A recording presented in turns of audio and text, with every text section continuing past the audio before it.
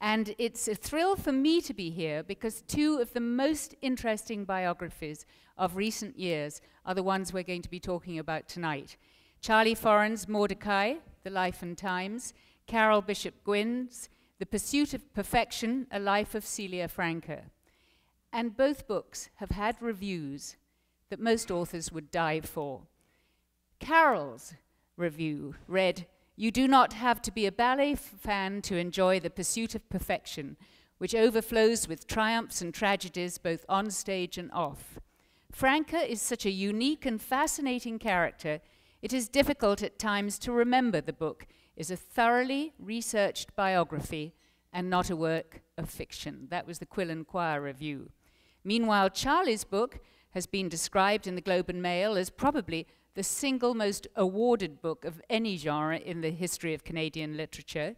Mordecai has won the Governor General's, the Charles Taylor, the Canadian Jewish Book Award, and the Hilary Weston Writers' Trust Prize for Nonfiction. And in the words of the Hilary Weston Prize jury citation, it is a big book, inclusive, intelligent, and sometimes sad, framing the era, the communities, and the life of a man who could be mordant and comic, laced with the underlying perfume of tragedy.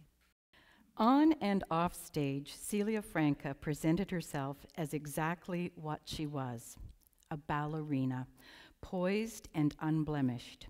She carried herself with perfect posture, standing tall, her upper body held in a graceful épaulement, the better to highlight her elegant nose and her extended Nefertiti-like neck.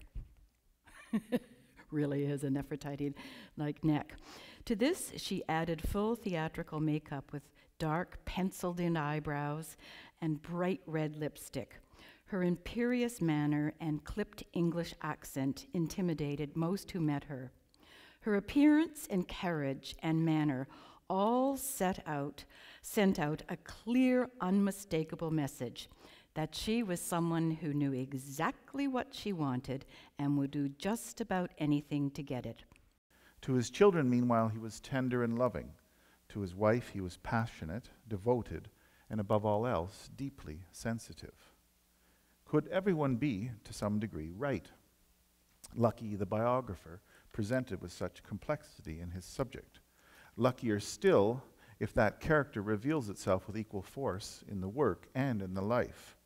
Once he found his voice as a novelist, the force that was Mordecai Richler the man began to course through his fiction, quickening it with the same complex, attractive qualities.